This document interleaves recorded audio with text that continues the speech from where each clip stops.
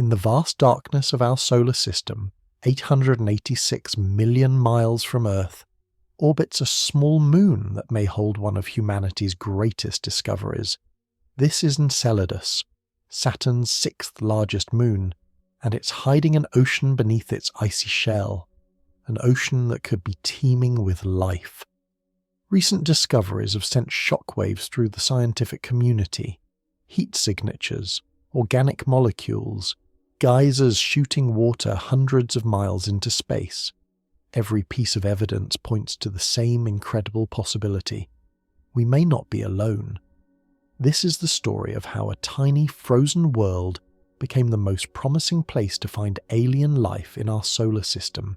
Discovery and History, August 25, 1981. NASA's Voyager 2 spacecraft photographs a small, bright sphere just 310 miles across. At first glance, Enceladus seems unremarkable, just another frozen rock in space. But there's something unusual.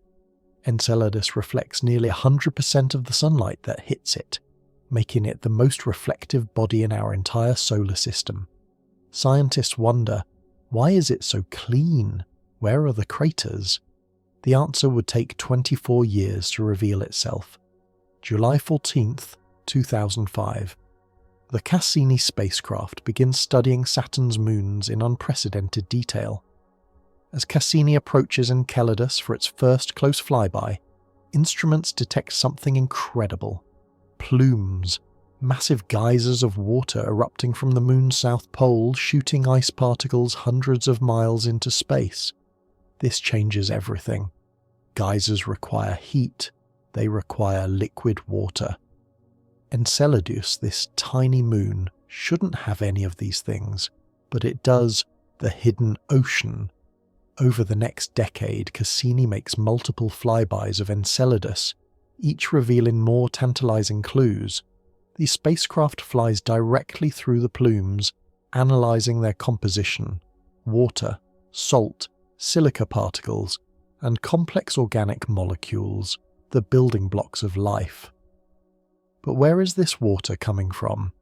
Computer models reveal that beneath Enceladus's icy crust, perhaps 12 to 20 miles thick, lies a global ocean of liquid water, an ocean that could be 6 miles deep, holding as much water as Lake Superior.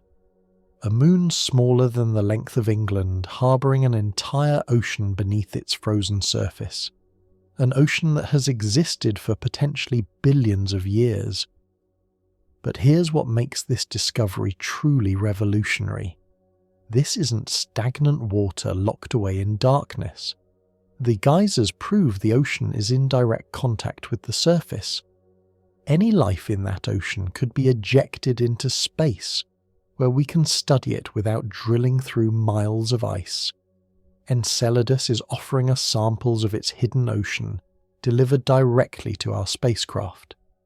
But the crucial question remains, what keeps this ocean liquid? The heat source. The heat mystery leads scientists to one of the most fascinating forces in our solar system: tidal heating. Enceladus orbits Saturn every 33 hours, but its orbit isn't perfectly circular, it's slightly elliptical. This means Saturn's gravitational pull changes as Enceladus moves closer and farther away. Saturn literally squeezes and stretches the moon, like kneading dough. This constant flexing generates friction, and friction generates enormous heat. But Saturn isn't acting alone. Other moons, particularly Dione, help maintain Enceladus's elliptical orbit through gravitational resonance. Scientists estimate this tidal heating generates about 16 gigawatts of power. That's roughly equivalent to 20 large nuclear power plants, more than enough to keep a global ocean liquid. Recent observations reveal the heat isn't evenly distributed. It's concentrated near the South Pole, in long, deep cracks scientists call tiger stripes. These 4 parallel fissures glow with infrared heat. Some areas reach negative 130 degrees Fahrenheit. That might sound cold, but where temperatures should be negative 330 degrees, it's practically tropical. This is where the ocean touches the surface, where the geysers erupt, and where life would be most accessible. The ingredients for life. So we have liquid water and an energy source. But what about the other ingredients for life? In 2018, scientists announced a groundbreaking discovery. Cassini's instruments detected large organic molecules in the plume samples, complex carbon-based compounds with masses up to 200 atomic mass units. These aren't just simple building blocks, these are sophisticated precursors to biochemistry. But it gets better. In 2017, researchers confirmed molecular hydrogen in the plumes. This is huge. Molecular hydrogen is a prime energy source for microbial life here on Earth. In our oceans, microorganisms use methanogenesis. They consume hydrogen and produce methane. And Cassini detected methane in Enceladus's plumes too. The specific ratios of hydrogen to methane are strikingly similar to what we see in Earth's hydrothermal vents that teem with life.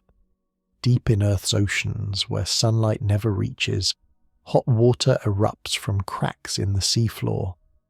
These hydrothermal vents are chemical powerhouses where entire ecosystems thrive in total darkness, sustained not by the sun, but by chemical energy.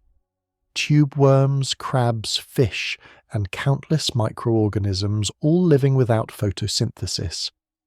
And Enceladus almost certainly has hydrothermal vents of its own. Hydrothermal activity. The evidence for hydrothermal vents on Enceladus is compelling. The silica particles detected in the plumes tell us a story. These nano-sized particles can only form under very specific conditions. Hot water around 200 degrees Fahrenheit reacting with rocky minerals in an alkaline environment. This is exactly what happens at hydrothermal vents. The silica particles suggest that somewhere on Enceladus's ocean floor, hot water is percolating through rocks, dissolving minerals and creating chemical-rich fluids. These fluids rise through the ocean, eventually reaching the South Pole where they are ejected into space through the tiger stripes. This means Enceladus's ocean is chemically active, not just a static pool of water, but dynamic, cycling, mixing. And mixing is essential for life.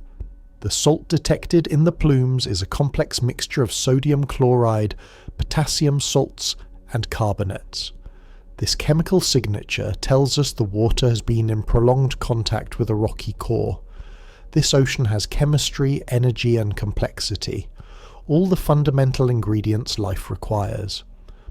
Now, detecting ingredients for life is not the same as detecting life itself, but every new discovery has pushed Enceladus higher on the list of places where life might exist beyond Earth. The mission to find life. So how do we find out if life exists on Enceladus? The answer might surprise you. We don't need to land on its surface or drill through miles of ice. We just need to fly through the plumes. This is what makes Enceladus such an attractive target. The ocean is essentially delivering samples directly to us, launching its contents into space where a spacecraft can easily collect them. NASA and other space agencies are already planning missions. The proposed Enceladus Life Finder would carry sophisticated instruments designed to detect biosignatures, the telltale chemical markers of living processes. These instruments could identify specific amino acids, the building blocks of proteins. They could detect lipids that form cell membranes. They could even look for patterns in isotope ratios, subtle signatures that biological processes leave behind. But these missions are expensive and complex. Getting to Saturn takes years. A spacecraft would need enough fuel for multiple passes through the plumes, carefully sampling different regions. And there's the critical question of contamination. We need absolute certainty that any life detected is genuinely from Enceladus, not accidentally brought from Earth. Despite these challenges, the scientific community is united. Enceladus is worth the effort. But Enceladus isn't the only ocean world. Jupiter's moon Europa also harbours a subsurface ocean, and NASA's Europa Clipper mission is already on its way.